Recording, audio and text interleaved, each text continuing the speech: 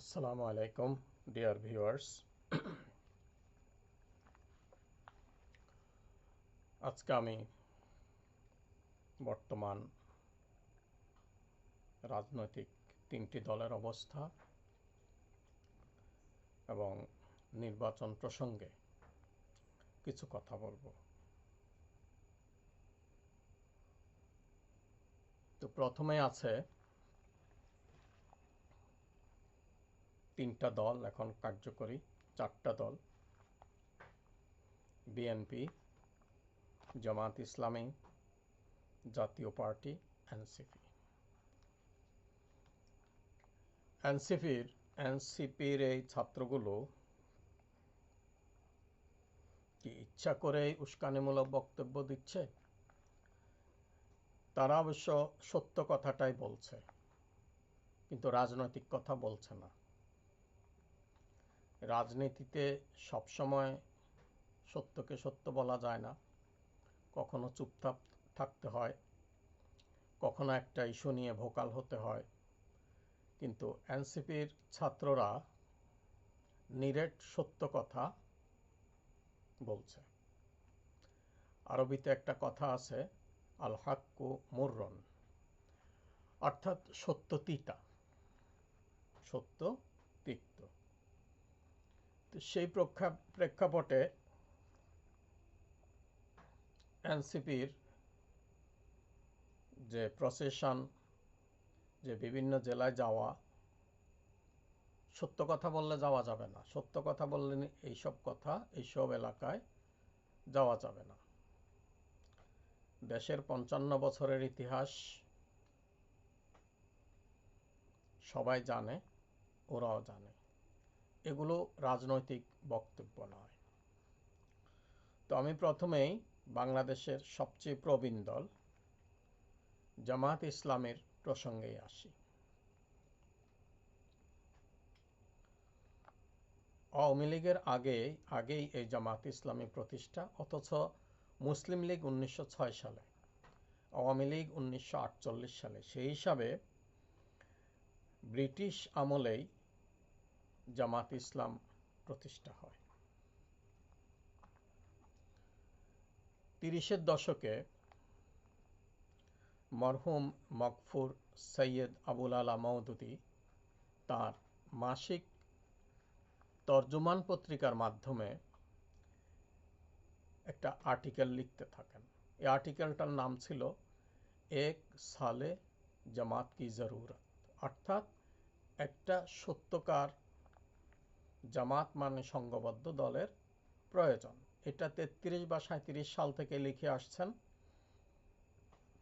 এবং ১৯৪১ সালের ২৬শে আগস্ট লাহোরে জামাতে ইসলামী হিন্দ নামে এই সংগঠনটি আত্মপ্রকাশ করে। এর আগে আমি আবুল আলা মওদুদীর নামের একটু ব্যাখ্যা দিচ্ছি, কারণ তার নামকে নিয়েও বিভ্রান্তি ছড়ানো হচ্ছে। মুসলমানদের নাম নাউন নয়, অ্যাডজেক্টিভ, গুণবাচক। যেমন শামসুল ইসলাম, ইসলামের সূর্য; শামসুন নাহার, আলো, সূর্য, এরকম। জবাল হোসেন, সুন্দর পাহাড়, এরকম। কামরুন নাহার, চাঁদের নদী বা চাঁদের আলো; কামরুল ইসলাম, ইসলামের চাঁদ। তো এরকম হলে যে আবুল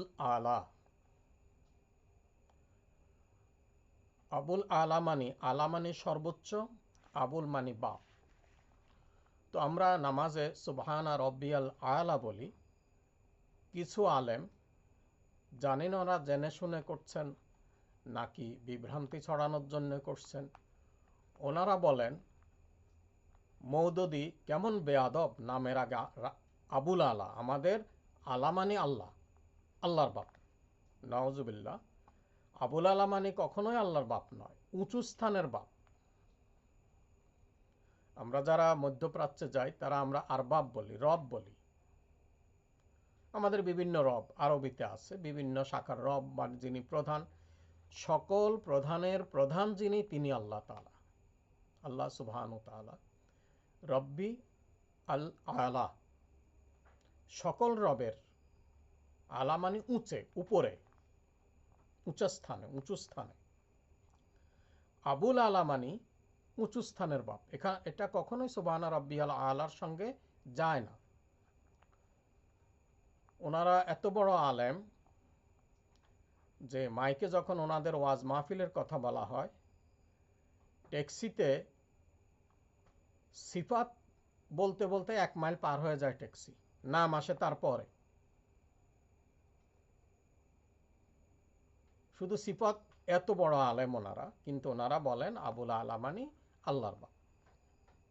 এই হলো ওনাদের, ইচ্ছা করে বলেন হয়তো, কারণ এত বড় আলেম, তিনি তো আর আবুল আলা আর রব্বিয়াল আলার পার্থক্য অবশ্যই বুঝেন। যাক, এই নামটা নিয়েও সৈয়দ আবুল আলা মওদুদির বদনাম করা হয়। মওদুদি হচ্ছে ওনার নামের লকব।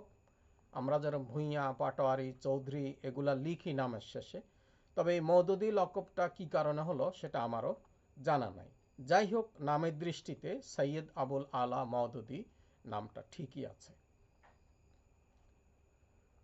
আর উনি রুশ বিপ্লব দেখেছেন, ইসলামকে একটি বিপ্লবী জীবন, বিপ্লবী পর্যায়ে এনে সম্পূর্ণ জীবন ব্যবস্থা হিসাবে তিনি জেনেছেন, এবং সেইভাবেই একটি রেভুলেশন বা একটি বিপ্লব করার জন্য তিনি অনুপ্রাণিত হয়েছেন। কারণ ওনার বয়স 1903 সালে, রুশ বিপ্লব হয় 1917 সালে।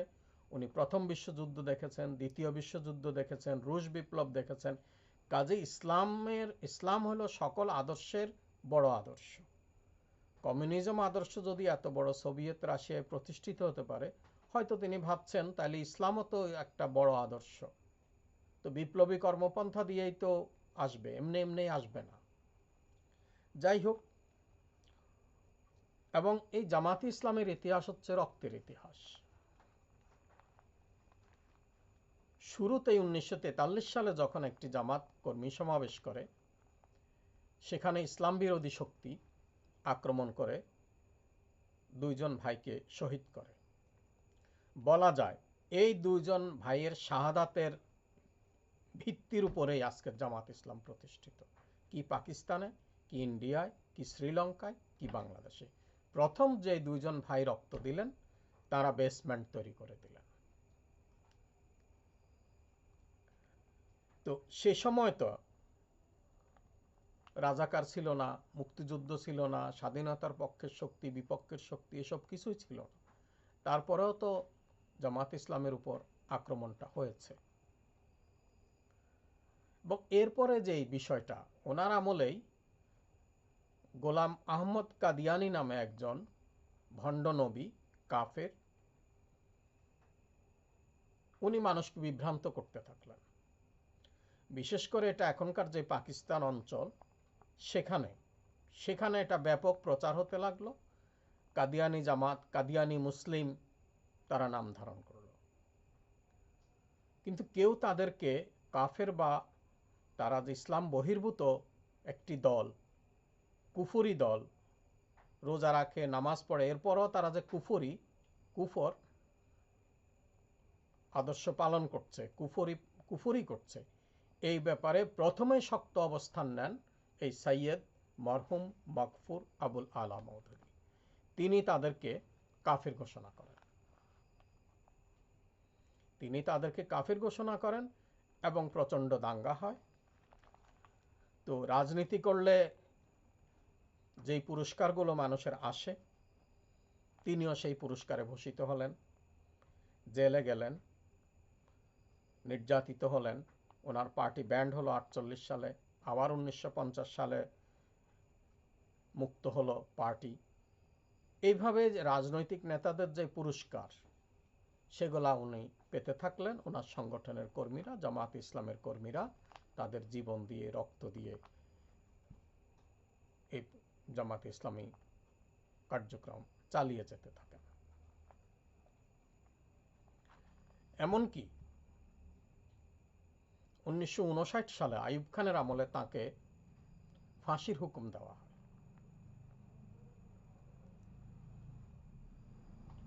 তো ওনার মাকে রিকোয়েস্ট করলো সংগঠনের লোকেরা যে আপনি একটু মওদুদি ওনার কাছে যান, গিয়ে বলেন একটু আইয়ুব খানের কাছে মাপ চাইতে, আমাদের তো সাহস হয় না। ওনার মা বললেন আমি যাব না। যাই হোক, ঘটনা যাই হলো, তাকে শেষ পর্যন্ত তাকে বলা হলো, তিনি বললেন আইয়ুব খানের কাছে আমি যাব, আমার জুতাকে জিজ্ঞাসা করো জুতা মাপ চাইবে কিনা। এই কথাটা উনি উর্দুতে বলছিলেন অবশ্য।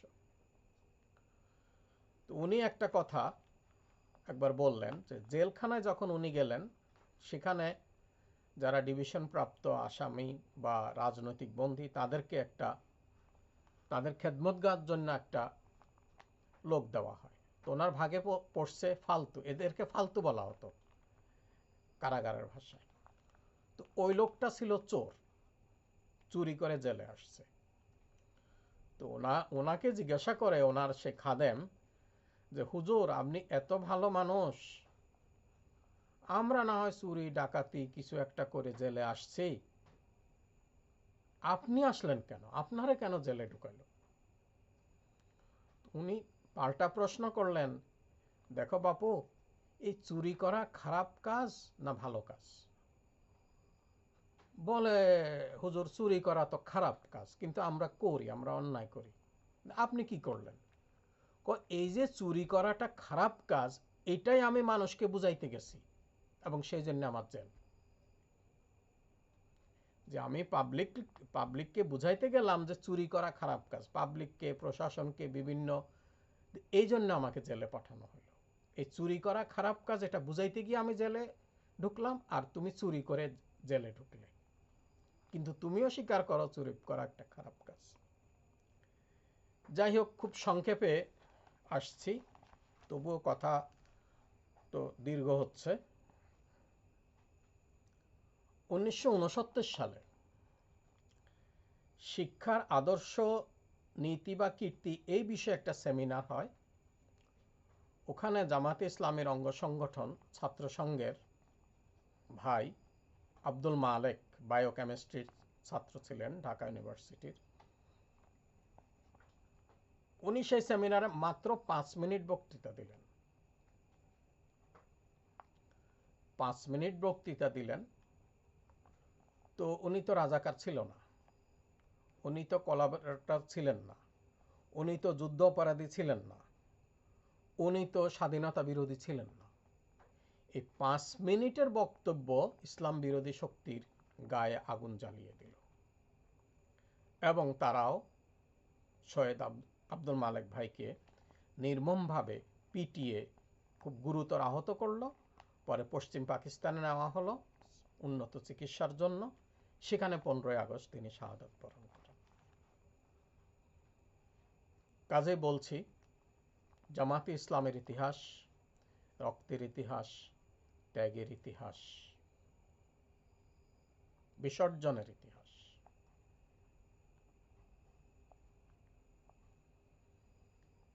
তো যেই 3টা পার্টি এখন বলছি, জামাত ইসলামের ইতিহাসটা আমি বললাম এইভাবে।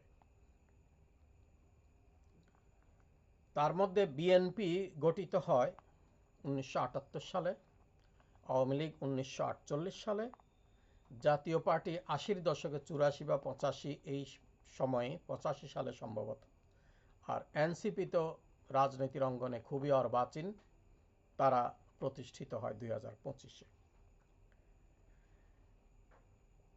এখন জাতীয় পার্টির অবস্থা তো লক্ষণ সেনের মতো। ছোটবেলায় যখন ইতিহাস পড়তাম আমরা দেখতাম এক এক ডাইনেস্টি আসে, অর্থাৎ এক এক রাজত্ব আসে খুব দোর্দণ্ড প্রতাপে। পালেরা আসলো, শাসন করলো। এক পর্যায়ে পালদের এই শাসন অবস্থা দুর্বল হয়ে সেনেরা আসলো, বল্লাল সেন, এই সেন সে।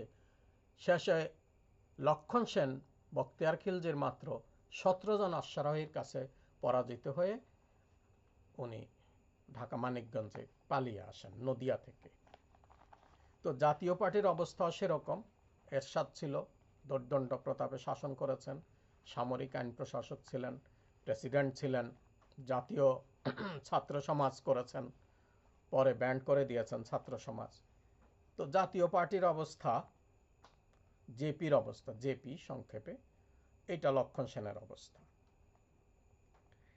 এরপরে আসছি জামাত ইসলামীর বর্তমান অবস্থা। অতীতের কথা বাদ দিলাম, অতীত প্রসঙ্গ আনলে অনেক লম্বা কথা হয়ে যাবে। তো জামাত ইসলামী সেই প্রতিষ্ঠা লগ্ন থেকেই সব রাজনৈতিক কর্মকাণ্ডে অংশগ্রহণ করেছে, ভূমিকা রেখেছে। সেই পাকিস্তান আমলে, বাংলাদেশ আমলে, এই বর্তমান আমলে, স্বাধীনতার পূর্বে এবং পরে। 71 সালে জামাতের ভূমিকা সম্বন্ধে আমি কিছুই বলতে চাই না। শুধু আমাদের বঙ্গবীর কাদের সিদ্দিকী এই 3-4 বছর আগে বলেছিলেন একটা জনসভায় যে জামাতে ইসলামী 50 বছর আগে যা বুঝেছিল, আমরা 50 বছর পরে তা আস্তে আস্তে বুঝতে পারছি। 71 সম্বন্ধে জামাতের এই কথাটাই যথেষ্ট। উনি মুক্তিযোদ্ধা, বঙ্গবীর, যাই হোক, আর আমি 71 প্রসঙ্গে জামাতকে নিয়ে যেতে চাই না। এখন জামাতের খুব দীর্ঘ মিছিল হয়, 8 মাইল 10 মাইল লম্বা মিছিল হয়, 10, 12, 15 লাখ লোকের সমাবেশ হয়, বড় ধরনের প্রতিবাদ মিছিল হয়, লক্ষ লক্ষ মানুষ অংশগ্রহণ করে, স্বাভাবিক। কিন্তু এই লম্বা মিছিল, বড় ধরনের ডেমনস্ট্রেশন, একসময় এরশাদ বিরোধী আন্দোলনের সময় জঙ্গি মিছিল হতো। 15 দলীয় জোট, 7 দলীয় জোট এবং জামাত ইসলামী মাঝে মাঝে তারা একত্র হয়ে এরশাদ বিরোধী যে ভয়ানক মিছিলটা হতো, এটাকে বলা হতো জঙ্গি মিছিল। পরে জঙ্গি হামলা, জঙ্গি এগুলা তো যা হলো, এরপর 16, 17 বা 20 বছর থেকে 2000 সাল থেকে বাংলা ভাই আব্দুর রহমান এদের মাধ্যমে সেটা এখন জঙ্গি বলতে অন্য জিনিস এখন বোঝানো হয়। আগে জঙ্গি মিছিল মানে ভয়ানক মিছিল। মিছিল এক জিনিস, তীব্র প্রতিবাদ আরেক জিনিস, লক্ষ লোকের সমাবেশ আরেক জিনিস, ইলেকশন আরেক জিনিস।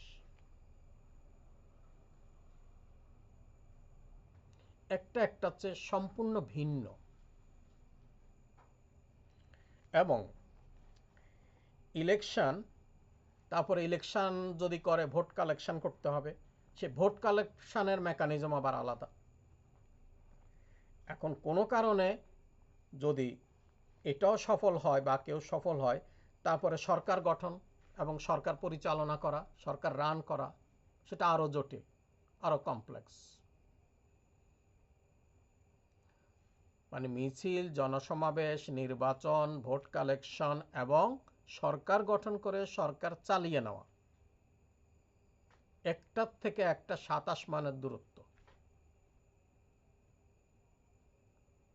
এই যে অনেক জনপ্রিয় সরকার খুব ভালো ভোট পেয়ে হঠাৎ করে বিভিন্ন দেশে কলাপস করে, ছোট্ট একটা সিলি মিস্টেক ধরে বিরোধীরা আন্দোলন শুরু করে দেয় এবং সেটাতে সফল হয়।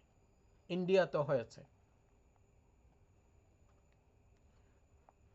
ইন্দিরা গান্ধী জয়রাম, কি জানি, জয়রামের একটা, তার ছেলের নারী ঘটিত কেলেঙ্কারি উনি পেয়ে এটা লুফে নিলেন এবং তিনি ছেড়ে দিলেন এবং ওনার রাজনৈতিক জীবন শেষ। যাই হোক, তবে বর্তমান যে অবস্থা, সংস্কার, পিআর পদ্ধতি বা আগের পদ্ধতিতে নির্বাচন, কোনো কিছুই কিন্তু নির্বাচনের পক্ষে যাচ্ছে না। সব দল একমত হতে পারছে না। আজ দীর্ঘ 1 বছর পরেও কোনো একটি গুরুত্বপূর্ণ সিদ্ধান্ত, কোনো একটি গুরুত্বপূর্ণ কাজ এই সরকারের দ্বারা সম্ভব হয়নি। বিশেষ করে নির্বাচন সংক্রান্ত সংস্কার এবং কাজ এই ব্যাপারে সবাই একমত না। রাজনীতিকরা বলেন এটা খায় না গায়ে দেয়। এটা খাবেই বা কেন, গায়ে বা দিবে কেন? পিআর পদ্ধতিতে বিভিন্ন দেশে নির্বাচন হচ্ছে, ওনারা এই পদ্ধতিতে আসতে চান না। এখন যদি নির্বাচন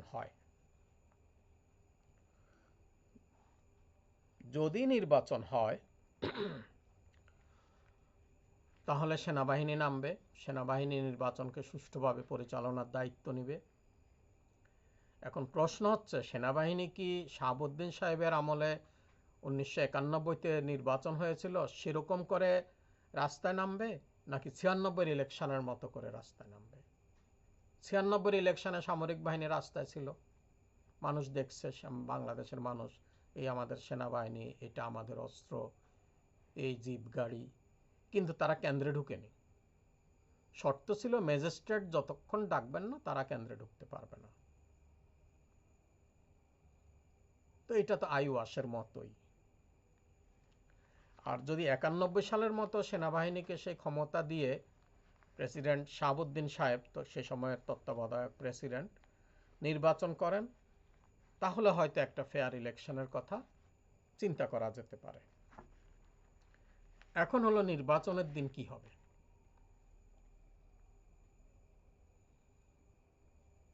নির্বাচনে বিশেষ করে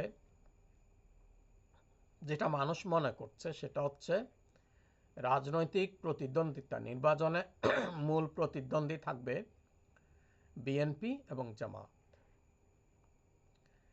এখন কোনো কারণে যদি জামাত ইসলামী বিভিন্ন জায়গায় উইন করার খবরগুলো আসতে থাকে, যদি আসতে থাকে,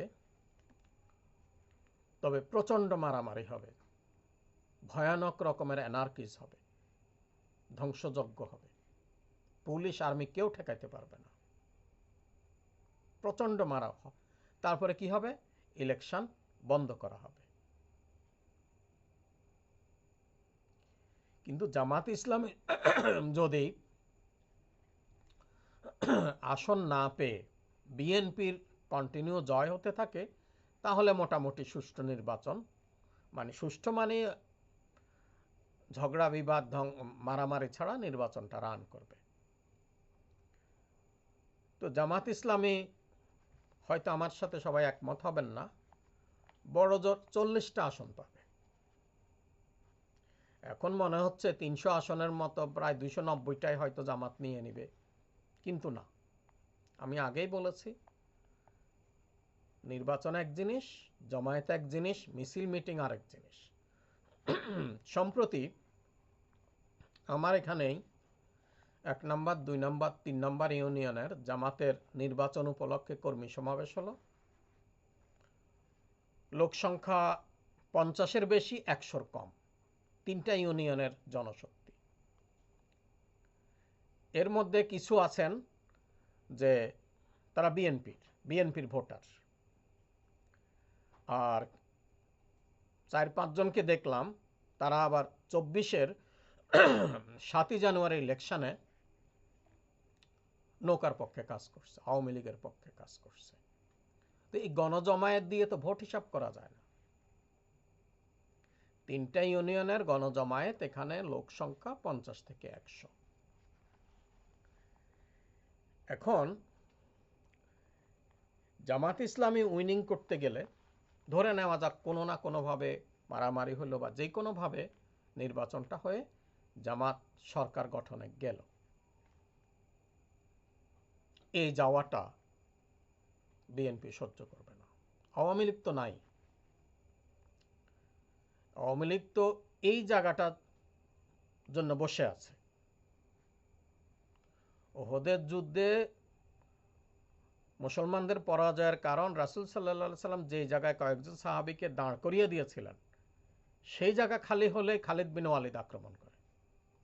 ঠিক এই অবস্থা, এই রকম একটা সিচুয়েশনের জন্য আওয়ামী লীগ অপেক্ষা করছে।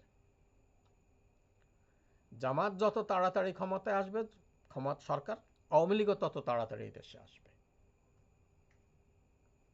তার কারণ জামাতের ট্যাগ স্বাধীনতা বিরোধী, পাকিস্তানের পক্ষে, রাজাকার, ধর্মীয় উগ্রবাদ। মির্জা ফখরুল তো আজকেও বললেন একটি উগ্রবাদী সংগঠন। বিভিন্ন জায়গায় গ্রুপে গ্রুপে সংঘর্ষ, মারামারি কারা করছে, চাঁদাবাজি কারা করছে, এটা সবাই জানে। আমি না জানলেও প্রিয় দর্শক যারা শুনছেন আপনারা জানেন। কিন্তু একটি উগ্রবাদী দল আবির্ভূত হতে যাচ্ছে। জামাত সরকার গঠন করার 24 ঘন্টার ভিতরেই বিভিন্ন জায়গায় তারাই পাকিস্তানি পতাকা উড়াবে আর বলবে এটা পাকিস্তান হয়ে গেছে। তারাই বলবে রাজাকাররা ক্ষমতায় আসছে। তাদের একটা গয়েশ্বর না গোয়াশ্বর কি আছে, চন্দ্র, এরা তখন বলবে দেশকে স্বাধীন করো, 71-এর মতো স্বাধীন করো, বন্ধু রাষ্ট্র ইন্ডিয়ার সঙ্গে আল্লাহর মর্জি। শেখ হাসিনা সাহেব হিজরত থেকে তার স্বদেশ প্রত্যাবর্তন করবেন এবং এটা হবে জামাত ইসলামী ক্ষমতায় গেলে বিএনপির কাঁধে ভর করেই আওয়ামী লীগ আসবে। সবাই বলে বাংলাদেশ 9 মাসে স্বাধীন হয়েছে। আবার ঢাকা বিশ্ববিদ্যালয়ের প্রফেসর আনোয়ার হোসেন, পলিটিক্যাল সায়েন্সের, উনি কাগজে কলম হিসাব করে দেখলেন 8 মাস 21 দিনে স্বাধীন হয়েছে। আর আমি অজ্ঞ মানুষ হিসাব করে দেখলাম বাংলাদেশ 13 দিনে স্বাধীন হয়েছে। বাংলাদেশ স্বাধীন হয়েছে মাত্র 13 দিনে। 55,000 বর্গ মাইলের মধ্যে পাকিস্তানি 93,000 সেনাবাহিনী, এটা আমার মনে হয় না 93,000, বইতে যেভাবে লিখে ছোটবেলায় পড়ছি, আত্মসমর্পণ করছে। 3রা ডিসেম্বরের আগ পর্যন্ত সম্পূর্ণ পাকিস্তানের নিয়ন্ত্রণে ছিল। কিন্তু যেই মাত্র পাকিস্তান ইন্ডিয়া আক্রমণ করলো 3রা ডিসেম্বর, ইন্দিরা গান্ধী বলছে আমি আমার হাতে চাঁদ পেয়ে গেলাম। এবং এই সুযোগের অপেক্ষা ইন্দিরা গান্ধী ছিল এবং সরাসরি জেনারেল অরোরার মধ্য দিয়ে তিনি ঢুকে পড়েন। ইস্ট বেঙ্গল তার পূর্বাঞ্চলীয় কমান্ডার জেনারেল জগজিৎ সিং অরোরা, উনি 2006 সালের 28শে মে মারা গেছেন সম্ভবত। এই 3রা ডিসেম্বর ইন্ডিয়ান বাহিনী ঢুকলো, 16 ডিসেম্বর দেশ স্বাধীন হয়ে গেল। বীর বাঙালি অস্ত্র ধরো, বাংলাদেশ স্বাধীন করো, এই হলো বীর বাঙালির পরিচয়। বীর বাঙালি অস্ত্র ধরে নাই, জেনারেল অরোরা অস্ত্র ধরছে, বাংলাদেশ স্বাধীন হয়েছে। একই অবস্থা হবে। জামাত ইসলামী ক্ষমতায় গেলে পাকিস্তানি পতাকা উড়ানো হবে, তারাই উড়াবে। জামাত এবং পাকিস্তান যে এক জিনিস নয়। জামাত এবং পশ্চিম পাকিস্তানিদের সমর্থন করা জামাতের আদর্শ যে এক নয়, এটা মানুষের মনের ভিতরে, প্রতিটা মানুষের মনের ভিতরে, জামাত 80 বছর 85 বছর রাজনীতি করে এখনো মানুষের মনের ভিতরে এই জিনিসটা বুঝাইতে পারে নাই। তবে হ্যাঁ, না বুঝলে তো আল্লাহর নবীও বুঝাইতে পারবে না। কোনো কিছু কেউ যদি না বুঝে, আল্লাহর রাসূলের, নবীদেরও ক্ষমতা ছিল না বুঝানো।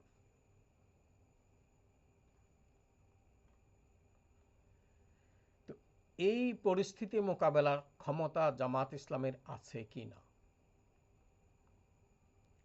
এবং এই অবস্থায় সেই শেখ হাসিনা আরেক জেনারেল নিয়ে বাংলাদেশে ঢুকবে, বাংলাদেশকে পশ্চিম পাকিস্তান মুক্ত করবে, রাজাকার মুক্ত করবে, এই বিভিন্ন। আসলে রাজাকার না, কথাটা হচ্ছে রেজাকার। রেজাকার মানে সাহায্যকারী।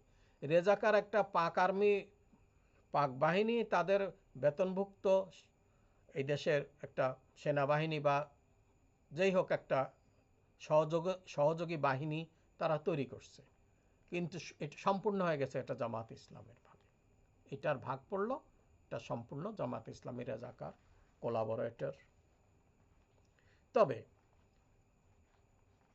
শেখ হাসিনা জামাত ইসলামকে স্বাধীনতা বিরোধী বলছে, কিন্তু কখনো কোলাবোরেটর ইত্যাদি ইত্যাদি বলেনি। আসলে শেখ হাসিনা রাজাকারদের বিচার করেনি। এটা জানি না মানুষ বুঝে কিনা, তবে আমার মতো বোকা মানুষ বুঝছে শেখ হাসিনা 21শে আগস্ট হামলার প্রতিশোধ নিল। কারণ এর আগে কখনো কোলাবোরেটর বা এইগুলো শেখ হাসিনা বলেনি। শেখ হাসিনা জামাতের সঙ্গে আন্দোলন করেছে। এখন শেখ হাসিনার আন্দোলন করার সময় জামাত রাজাকার থাকে না, ভোট কিছু আসন পাইলেও কোনো অসুবিধা নাই। বিএনপির সঙ্গে যখন থাকে তখন এরা রাজাকার থাকে না, কিছু আসন থাকলে অসুবিধা নাই। কিন্তু ক্ষমতায় যাওয়ার মতো আসন পেতে গেলেই গোয়া ঈশ্বরদের গোয়া জ্বলে। গোয়া ঈশ্বরচন্দ্র রায় সে বলে রাজাকারদের কখনো ক্ষমতায় যাইতে দিব না। তো তুমি তাদের সঙ্গে আন্দোলন করো কেমনে? তাহলে আন্দোলনও করা যাবে না। এখন উগ্রবাদ কারা, সন্ত্রাসী কারা, সন্ত্রাসী বক্তব্য দিচ্ছে কারা? জিয়াউর রহমান সম্বন্ধে আমি পরে এক সময় অবসরে আলোচনা করব। জিয়াউর রহমানের সত্যিকারেরই একটা ভাঙ্গা সুটকেস আর ছেঁড়া গেঞ্জি ছিল। আজকের একজন সিপাহী 4তলা 5তলা বিল্ডিং করে। জিয়াউর রহমান মুক্তিযোদ্ধা, সেক্টর কমান্ডার, সেনাবাহিনী প্রধান, প্রেসিডেন্ট।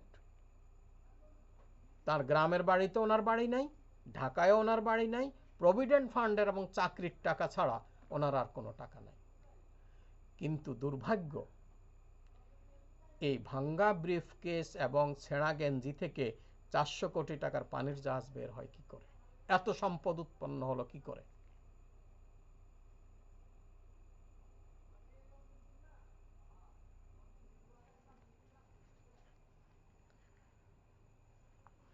তো এইভাবে। আর মিডিয়াগুলো এখন পরিস্থিতির কারণে জামাতের নেতাদেরকে ডাকে, জামাতের নেতাদেরকে বিভিন্ন প্রশ্ন করে। আলহামদুলিল্লাহ, আমাদের জামাতের নেতৃবৃন্দ ভাইয়েরাও মিডিয়ার ছাত্র হয়ে যান, সাংবাদিকের ছাত্র হয়ে যান। কিন্তু সুরঞ্জিত সেনগুপ্তের থেকে শিক্ষা নেওয়া দরকার। একদিনের মন্ত্রিত্ব পেয়ে 70 লাখ না কত লাখ টাকা চুরি সহ তার গাড়ি ধরা পড়ছে, কিন্তু সাংবাদিকের কলার ধরে জিজ্ঞাসা করছে, মিয়া তোমারে কালকে বলি নাই, আজকে আবার জিজ্ঞাসা করো কেন? আর 2007 সালে আমাদের আলী হাসান মুজাহিদ ভাইকে যখন জিজ্ঞাসা করা হলো বাংলাদেশে কি কোনো যুদ্ধ অপরাধী নাই, বাংলাদেশে রাজাকার নাই, উনি বলে দিলেন নাই। পরের দিনই সবগুলো পত্রিকা লাল হয়ে গেল। এখন প্রাইমারি স্কুলের একটা ছাত্রকে একটা ক্লাসরুমে ঢুকে স্যার যদি জিজ্ঞাসা করে, এই কে কে দুষ্টামি করছো, তুমি করছো, তুমি করছো, না স্যার আমি করি নাই, ওই ক্যাপ্টেন আছে, ক্যাপ্টেনটা জিজ্ঞাসা করেন, ক্যাপ্টেনের নাম লাগছে, লিস্টটি দেখেন, আমার নাম নাই স্যার। আর আমাদের সেক্রেটারি জেনারেল সাহেব সাংবাদিকদের সুবোধ বালকের মতো ছাত্র হয়ে গেলেন। তিনি এই কথা বলতে পারলেন না যুদ্ধ অপরাধী আছে কি নাই সেটার দায়িত্ব তো আপনারও না আমারও না, খোঁজেন, আমি সাহায্য করব। উনি সুন্দর মতো না ছাত্র হয়ে বলে গেলেন, না যুদ্ধ অপরাধী নাই। ঠিক একই অবস্থা এখন আমাদের নেতৃবৃন্দরা বিভিন্ন টক শোতে যান, তারা ইসলাম সম্বন্ধে প্রশ্ন করেন, ইসলাম আসলে হিজাব পরবে কিনা, পর্দা পরবে কিনা, নারীর অধিকার থাকবে কিনা। ওনারা পাল্টা প্রশ্ন করতে পারেন না যে কি তাহলে আপনি একটা ফর্মুলা বলুন যে আমরা ক্ষমতায় আসলে নারীর কি অধিকার হবে। না, ওনারা পাল্টা প্রশ্ন করতে জানেন না, ওনারা ছাত্র হয়ে যান। ঠিক আছে, জামাত ইসলামী বোরকা পরাবে, হিজাব পরাবে, তো এটা না পরিয়ে কি পরাবো বলেন আপনি? এইসব টকশো ছিটাফোটা আমি শুনি, একটু ডিটেলস অত মনোযোগ নাই, কারণ আমি জানি আমাদের সুবোধ ভাইয়েরা দাড়ি চুলকাবেন আর ওনাদের সবগুলো প্রশ্নের জবাব দিবেন, পাল্টা প্রশ্ন করবেন না। সম্প্রতি শফিকুল ইসলাম মাসুদ ভাই উনি হযরত ওমর সম্বন্ধে যে মন্তব্য করলেন যে হযরত ওমর ইসলামের আগে জঘন্য ছিল, পৈশাচিক ছিল, ওনার কাছে কি কোনো প্রমাণ আছে? কুরাইশ বংশের মধ্যে 17 জন শিক্ষিত মানুষ ছিলেন, তার মধ্যে হযরত ওমর একজন। হযরত ওমর, হযরত আলী, হযরত আবু বকর রাদিয়াল্লাহু তাআলা আনহু, হযরত উসমান রাদিয়াল্লাহু তাআলা আনহু, মক্কায় এত মূর্তি পূজা হয়েছে, এনারা আরো কিছু মানুষ, এনারা কখনো মূর্তি পূজা যাননি। আর উনি তো আল্লাহ রাসূলকে মারতে কোরআন শরীফ যখন শুনলেন বোনের কাছে, তখনই তো ওনার মন উল্টে গেল, উনি ইসলাম গ্রহণ করলেন। আচ্ছা, যাই হোক, আমার কথা বাদ দিলাম। আবু জাহেলের ছেলে ইকরামা মক্কা বিজয়ের দিন শুধুমাত্র 5 জন মানুষ আল্লাহর রাসূলকে বাধা দিতে সাহস করেছে। একজন আবু সুফিয়ান, একজন ইকরামা, এরকম আরো 3 জন। পরে যাই হোক, আল্লাহ রাসূল বলছে এদেরকে কাবার গিলাফের ভিতরেও যদি পাওয়া যায় তাহলে হত্যা করো। মসজিদুল হারাম মানে এখানে যাবতীয় খারাপ কাজগুলো হারাম। এত সুন্দর একটা কাবা, এটাকে হারাম বলে কেন? এটা ছোটবেলা থেকে আমার প্রশ্ন ছিল। এটা আর কোনো নাম হইতে পারে না, মসজিদুল হারাম। তার মানে এখানে হারাম যত কাজ কিছুই হবে না। একজন দণ্ডপ্রাপ্ত আসামি গিয়েও যদি কাবায় লুকায়, তার উপর হাত দেওয়া যাবে না, সে যতক্ষণে নিজে বেরিয়ে না আসে। তো সেই জায়গায় ইকরামা ইসলাম কবুল করলেন এবং আল্লাহ রাসূল অন্যান্য সাহাবীদের বলে দিলেন। এবং হাদিস শরীফে দেখবেন ইকরামা ইবনে আবু জাহেল কথাটা নাই, ইকরামা আছে, হযরত ইকরামা বললেন যে কি, ইকরামার বাবার নাম ধরে কখনো অপমানিত করবে না। আমি আবার রিপিট করছি, তোমরা ইকরামার বাবার নাম ধরে, বাবার কর্মফল দিয়ে কথা বলে কখনো ইকরামাকে লজ্জিত করবে না, ইকরামাকে হেয় করবে না। তাহলে এটা হযরত ওমরের ক্ষেত্রেও খাটে, হযরত ওমর রাদিয়াল্লাহু তাআলা আনহুর ক্ষেত্রেও এটা খাটবে। উনি ইসলাম গ্রহণের পর ইসলামের পূর্বে কি ছিলেন সেই জিনিস নিয়ে ওনাকে খাটো করা যাবে না। এখন কিছু ভাই আবার ফেসবুকে পক্ষে কথা নিছেন, ডক্টর শফিকুল ইসলাম মাসুদকে বুঝতে হলে অনেক পড়াশোনা করতে হবে। আরে ভাই, উনি কি আইনস্টাইন না আইনস্টাইনের বাপ? ওনাকে তো বোঝার দরকার নাই। উনি যে কথাটা বলছেন এই কথাটা ত্রুটিযুক্ত কথা, ইমোশনাল কথা।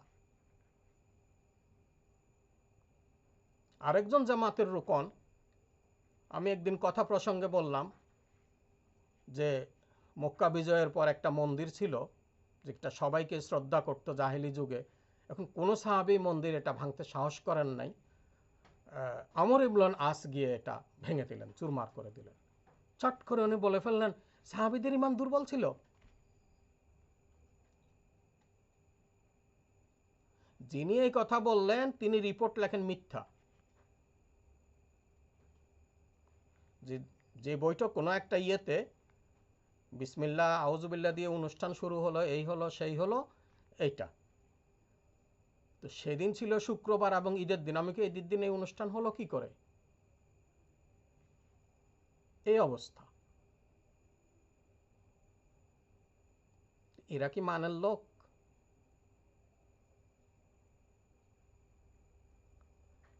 আবার বলা হয় একজন, ঠিক উনি বললেন, একজন ফোরকানিয়ার হুজুর সহি করে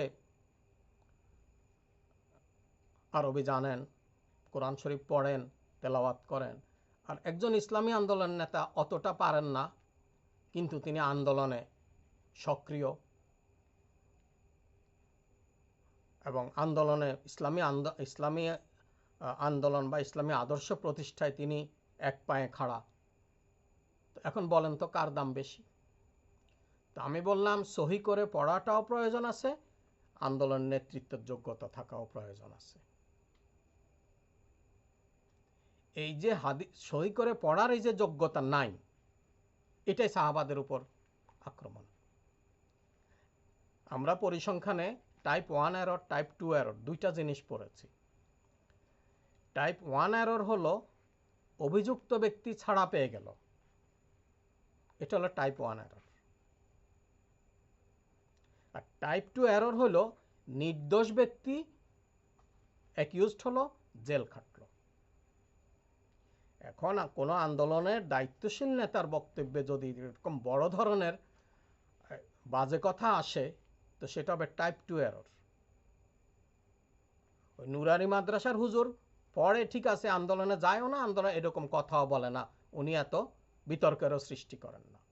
এখন যিনি ফ্রন্ট লাইনে থেকে এরকম বলবেন এবং সারা দেশ লাল হয়ে যাবে কথাবার্তায়, এখন এইটা নিয়ে কেউ পক্ষে কেউ বিপক্ষে। আমি ফেসবুকে একজনের আলোচনা শুনলাম, ইসলাম উনি তো খারাপ কথা বলেননি, হজরত ওমর তো আল্লাহ রাসূলকে মারতে গেছেন। আল্লাহ রাসূলকে মারতে কে আসে নাই? কয়েকজন সাহাবী ছাড়া শুরুর দিকে যারা ঈমান আনছেন, আর কে মারতে আসে নাই? সুহাইল মারতে আসে নাই?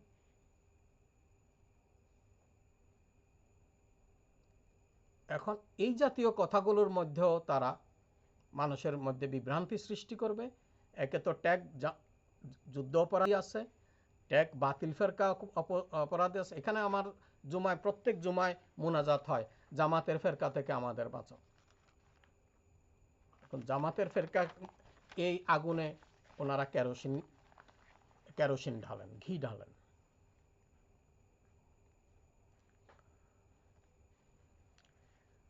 এখন নির্বাচনের আগে বা নির্বাচনের দিন ভোটের কি হবে? বিএনপির সাইলেন্ট ভোটার আছে। সোজা সাপটা বিএনপির সবচেয়ে খারাপ সময় গেল 1996 সাল রাজনৈতিকভাবে। 15 ফেব্রুয়ারির নির্বাচন, বিএনপির বিরুদ্ধে জাতীয় পার্টি, আওয়ামী লীগ, জামাত ইসলাম একত্রে আন্দোলন করলো।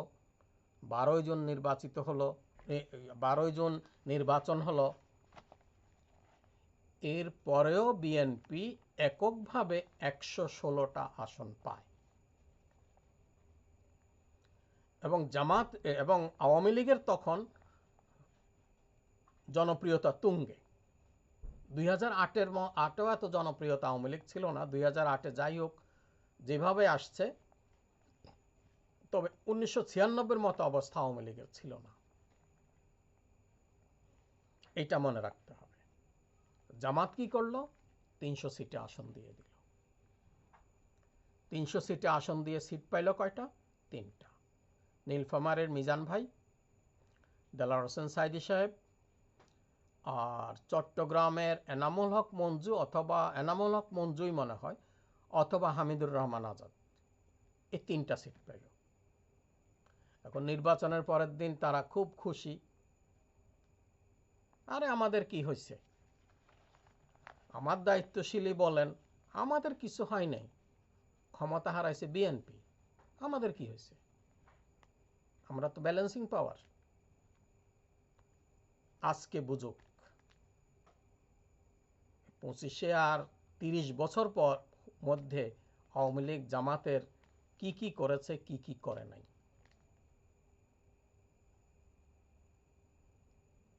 জামাত সবসময় ভালো কাজ করে, এক রাজনৈতিকভাবে সম্পূর্ণ উল্টো সিদ্ধান্ত নেয়।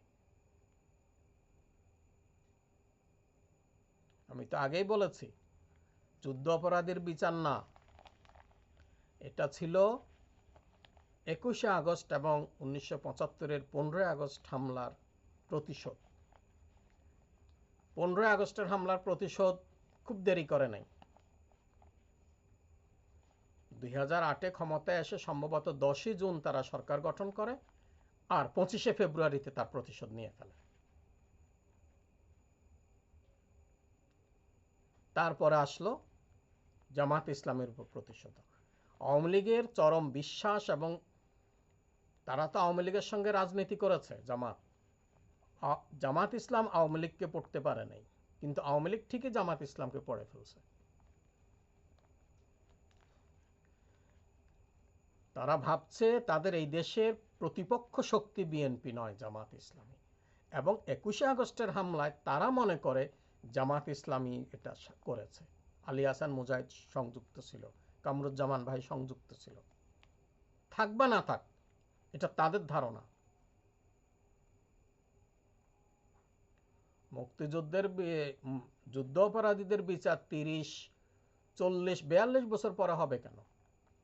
96 তো আওয়ামী লীগ ক্ষমতায় আসছে, তখনও তো মুক্তিযোদ্ধাদের বিরুদ্ধে বিচার কোনো ইয়ে নেয়নি। ওই গাদানি কমিটি করছে, ওই জাহান্নামের ইমাম কি জানি, জাহানারা ইমাম, সরি জাহানারা ইমাম, আমি জাহান্নামের ইমাম বলে পাচ্ছি, হ্যাঁ জাহানারা। কই সে সময় তো আওয়ামী লীগ এটা পাত্তাও দেয়নি, তারা আওয়ামী লীগের কাছে অনেক ধর্ণা দিছে। শাহরিয়ার কবির টবিরেরা এবারে কেন করলো? তারা মনে করে 21শে আগস্টের বোমা হামলার পিছনে জামাতের শক্ত হাত আছে, বিএনপি এত বড় কাজ করার সাহস নাই।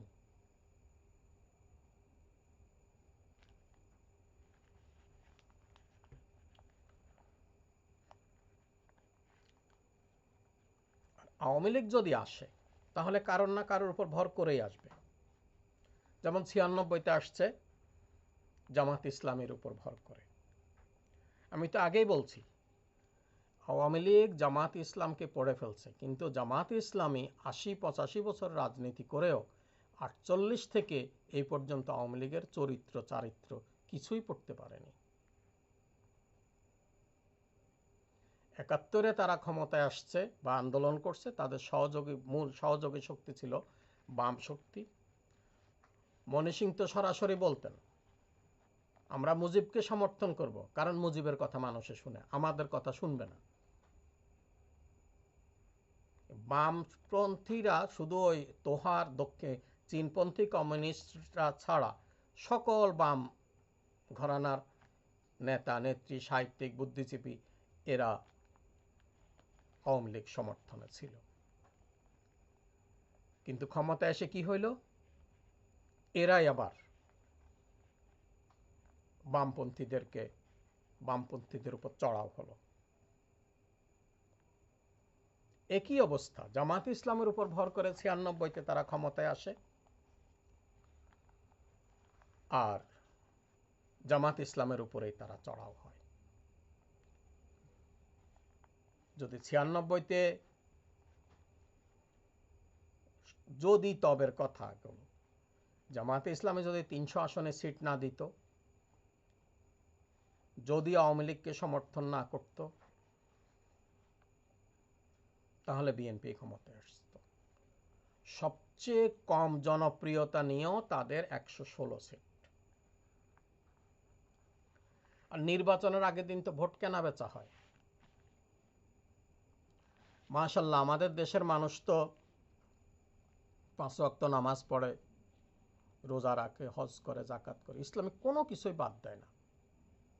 কিন্তু তারা নিমক হারাম না, যার নুন খায় তার গুণ গায়। সরকার যেই আসে আমারও তো মাস্টারি করতে হবে, সরকার যেই আসে আমারও তো রিক্সায় চালাইতে হবে, সরকার যে আসে আমি তো হাল চাষ করতে হবে। যা, নির্বাচনের আগের দিন কিছু খেয়ে নেই, 500 টাকা একটা শাড়ি, 1000 টাকা কিছু খাই, আর ভোটের দিন আমরা নিমক হারাম না, আমরা টাকা তো ওনার থেকে খাইছি, ওনারা ভোট দিয়ে দেয়।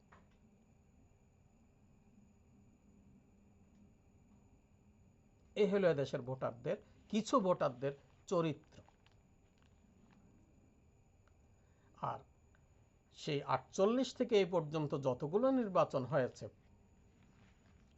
কোনো নির্বাচনেই বাংলাদেশের মানুষ শতকরা 90% মুসলমান, নামাজ পড়ে, হজ করে, যাকাত করে, দেয়, ইত্যাদি সবই করে, কিন্তু তারা ইসলামী শক্তিকে রাষ্ট্রীয়ভাবে বসাইতে চায় না। নাহলে জামাত ইসলামের এনা না হয় ট্যাগ আছে, রাজাকার, এই সেই, মৌদুদি ফেরকা, অমুক ফেরকা, তমুক ফেরকা, তারা নিজেরা অত দাঁড়ায় ইলেকশনে, কই মানুষ তো 4টা ভোটও দেয় না। তার কারণ কি? মানুষ, ইসলাম যে একটা রাজনৈতিক শক্তি, ইসলাম দিয়ে যে দেশ চালানো যায়, এই জিনিসটা সাধারণ মানুষকে বোঝানো যায়নি, অথবা বুঝলেও তারা এটা ইগনোর করছে। আমি প্রথমেই বলেছি, আল্লাহর নবী পর্যন্ত বুঝাইতে পারে নাই।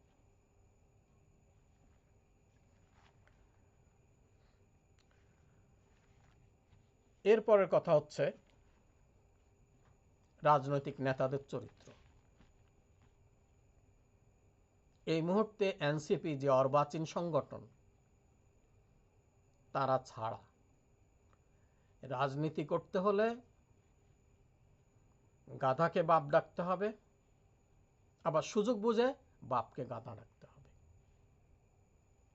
এটা হলো রাজনীতিবিদের মূল চরিত্র। এটা না হলে রাজনীতি করা যায় না। রাজনীতিক হিসাবে তিনি সমাজে টিকবেন না। এই মুহূর্তের অবস্থা, আগের যুগের কথা বলি না। আর রাজনীতি করতে পয়সা লাগে, হয় বাপের পয়সা থাকা লাগবে, নাহলে পয়সা ম্যানেজ করতে হবে। পয়সা ম্যানেজ কিভাবে করে সেটা তো সবাই জানে, সেটার ব্যাখ্যায় আর আমি গেলাম না। আমি যে বারবার বলছি,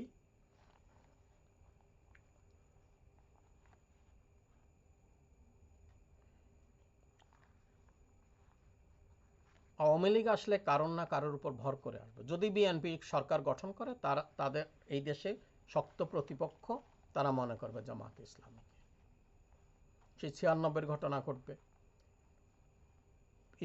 ইতিমধ্যে কি 8-9 মাস আগে তো জামায়াতের আমির সাহেব ডাক্তার শফিকুর রহমান, উনি তো আওয়ামী লীগকে ক্ষমা করে দিয়েছেন। জামাত তো এখনই আওয়ামী লীগকে ক্ষমা করছে, এবং এটা ইলেকশনে বিএনপির জন্য একটা প্লাস পয়েন্ট হবে। বলে জামাত তো আওয়ামী লীগের বি টিম, যা খুশি তাই বলবে, জামাত ক্ষমা করে দিয়েছে। ঠিক একইভাবে বিএনপি যখন জামাতের উপর টর্চার করবে, নির্যাতন করবে, অন্যরকম অবস্থা সৃষ্টি করবে, জামাত বাধ্য হয়ে আওয়ামী লীগকে নিয়ে বিএনপির বিরুদ্ধে নামবে। আর আমি যে বারবার বলি আওয়ামী লীগ ব্যাক করবে, রিটার্ন করবে, তার পিছনে অনেকগুলো যুক্তি আছে। যুক্তি নাই, ঘটনা আছে। সেনাবাহিনী জনগণের বিরুদ্ধে অস্ত্র ধরে নাই, ভালো কথা, কিন্তু শেখ হাসিনাকেও কিছু করে নাই। আওয়ামী লীগের যে জিনিসটা আছে সেটা হচ্ছে এদের শক্তি, সাহস, ঐক্য। আওয়ামী লীগের একটা নিচের লেভেলের কর্মী থেকে তার পার্টি প্রধান একই সুরে একই কথা বলে। আমান বাচারের কলা বেচা আজ্ঞা যেই সুরে যেই কথা বলে, শেখ হাসিনাও সেই কথা বলে। এটা আমার কানে শোনা। লালিয়ারহাটের তরকারি বেচা একজন লোক 2008-এর ইলেকশনে বলে, তার বাড়ি বোয়ালখালীর ওইদিকে, বলে আওয়ামী লীগ সারা সবাই রাজাকার। এখন চিন্তা করেন, এই 16 বছরে আওয়ামী লীগ তো তাই করেছে। তো ওই লালিয়ারহাটের সেই সবজি বিক্রেতা, তার কথা আর আওয়ামী লীগের কেন্দ্রীয় কথা এক চেইনে গাঁথা। হাসিনা বলার আগে তার কর্মী, একই কর্মী বাজারে সবজি বিক্রি করে, হাটে বসে, ফুটপাতে বসে সবজি বিক্রি করে, আওয়ামী লীগ সাপোর্ট করে, আওয়ামী লীগের ভোটার। মিছিল মিটিংয়ে হয়তো যায় না, কিন্তু কথা একটা। আমাকে বলছে, বলে স্যার আওয়ামী লীগ ছাড়া তো সবই রাজাকার। তা আমি ওর সঙ্গে কথা বাড়াইনি। পরে দেখলাম এই 16 বছরে তাই হলো। এদের শক্তি, সাহস, ঐক্য এবং প্রয়োজনে ধ্বংসযজ্ঞ। আর সহযোগী শক্তি তো পার্শ্ববর্তী শক্তিশালী ভারত, ইন্ডিয়া। জেনারেল অরোরা, আরেক অরোরা তৈরি হবে। টাকা পয়সার তো অভাব নাই, অর্থ, বিত্ত, বৈভবের এদের অভাব নাই। সবচেয়ে বড় শক্তি হচ্ছে এরা মুক্তিযুদ্ধের নেতৃত্ব দানকারী শক্তি, মুক্তিযুদ্ধের শক্তি। সবাই মনে করে, আমিও মনে করি। কিন্তু মুক্তিযুদ্ধে এখন যেরকম হাসিনার পরিবারের সেফটির জন্য হাসিনা সব কিছু করেছেন, শেখ মুজিব পাকিস্তানে বন্দী হয়ে চলে গেছেন। শেখ মুজিবের পরিবারকে পাকিস্তান আর্মিরা পাহারা দিছে। শেখ মুজিবের বাবাকে হেলিকপ্টারে করে ফরিদপুর থেকে ঢাকায় নিয়ে চিকিৎসা দিছে। আওয়ামী লীগের তো কিছু লস হয়নি। তবে হ্যাঁ, শেখ কামাল মুক্তিযুদ্ধ করেছে। কিরকম মুক্তিযুদ্ধ করেছে? উনি বাংকারে বসে সম্পাদকীয় লিখেছে, পত্রিকার সম্পাদকীয়, বাংলার বাণীর সম্পাদকীয়। কি সুন্দর মুক্তিযুদ্ধ, হানিমুন মোডে আছে এই মুক্তিযোদ্ধা, হানিমুন মোডে মুক্তিযুদ্ধ করছে। এই শেখ পরিবারের মুক্তিযুদ্ধ। এখনো শেখ হাসিনা পালিয়ে গেলেন, শেখ হাসিনার বংশের কেউ বাংলাদেশে নাই। শুধু যারা আমার বাবা, তোমার বাবা, শেখ মুজিব এরাই আছে, এরাই রক্ত দিবে, এরাই আওয়ামী লীগকে ফিরিয়ে আনবে। এবং এখন যেরকম মুক্তিযোদ্ধার ছেলেরা ভিক্ষা করে, ভ্যান চালায়, ময়লা টানে, কেন এদের জন্য সরকারি একটা পিয়নের চাকরিও তো কি হয় না? মুক্তিযুদ্ধের কোটা কি করলো? মুক্তিযুদ্ধের কোটা কারা চাকরি পেল? 7 জন বীর শ্রেষ্ঠের একজন খুলনায় না কোথায় ভ্যান টানে, ময়লা টানে, তার জন্য কি একটা স্কুলের দপ্তরের চাকরিও নাই, পিয়নের চাকরিও নাই?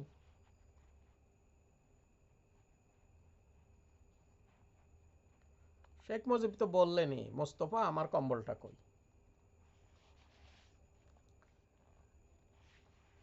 আরো কতগুলো কারণ আছে। যে কোনো মুভমেন্টের পরে একটা অ্যান্টি মুভমেন্ট হয়, একদিন পরে হোক, 1 বছর পরে হোক, 10 বছর পরে হোক। মুভমেন্ট অ্যান্টি মুভমেন্ট একদম পাশাপাশি, রেল লাইনের মতো।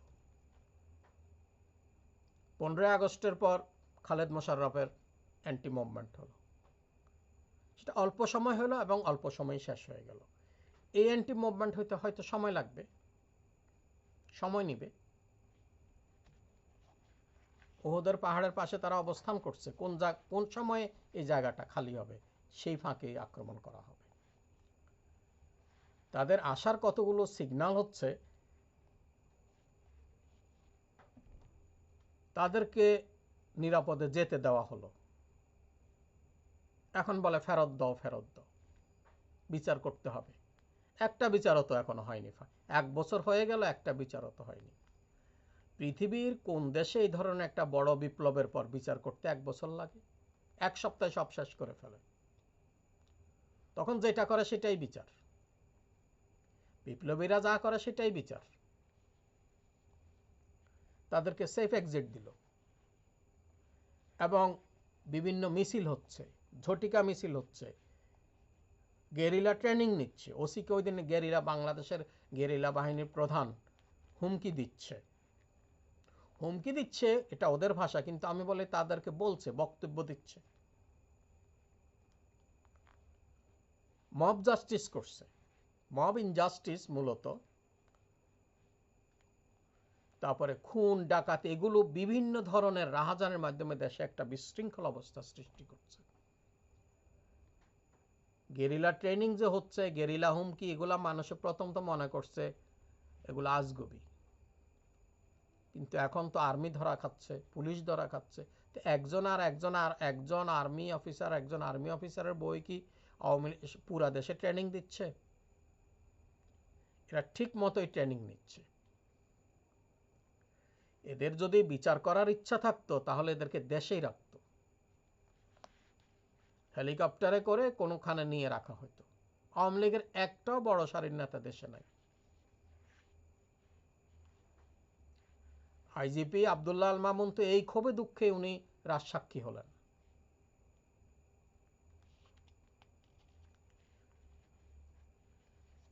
তাই নির্বাচন যত দ্রুত হবে, অ্যান্টি মুভমেন্টও তত দ্রুত হবে।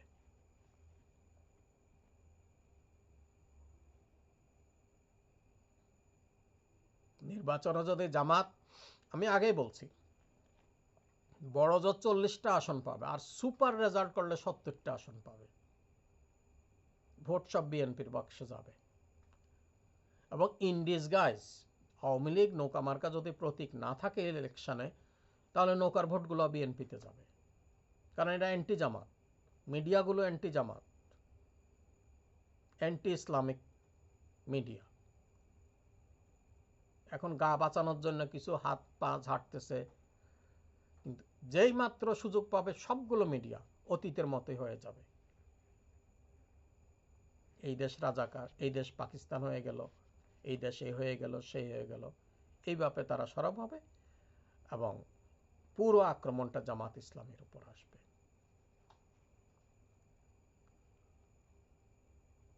তো আমি দোয়া করি, আমার দোয়া তো কবুল হয় না না হয় সেটা আল্লাহই জানে, বা আশা করি জামাত ইসলামী এই জিনিসগুলো ভোট চাওয়ার আগে মানুষের মন মধ্যে গেঁথে দিতে হবে। জামাত ইসলাম পাকিস্তানি নয়, জামাত ইসলাম মানে রাজাকার নয়, জামাত ইসলাম মানে মুক্তিযুদ্ধ বিরোধী শক্তি নয়। আমি আমাদের একজন নেতাকেও কাদের সিদ্দিকীর এই রেফারেন্সটা দিতে শুনিনি, অথচ কাদের সিদ্দিক ৩-৪ বছর আগে যখন বলছেন আমি নিজেই টিভি স্ক্রিনে দেখছি, উনি বলছেন জামাতে ইসলামী 50 বছর আগে যা বুঝছে আমরা 50 বছর পরে তা এখন আস্তে আস্তে বুঝতেছি অথবা বুঝতেছি। তো জামাতের এই কর্মসূচি থাকা উচিত বলে আমি মনে করি। সবাই ভালো থাকুন, সুস্থ থাকুন। আর বিএনপি ক্ষমতায় আসলে কি করবে সেটা তো এখন মেঘ দেখলেই বোঝা যায় বৃষ্টি কেমন হবে। আজ এই পর্যন্তই। খুদা হাফেজ। আসসালামু আলাইকুম ওয়া রাহমাতুল্লাহি ওয়া বারাকাতুহু।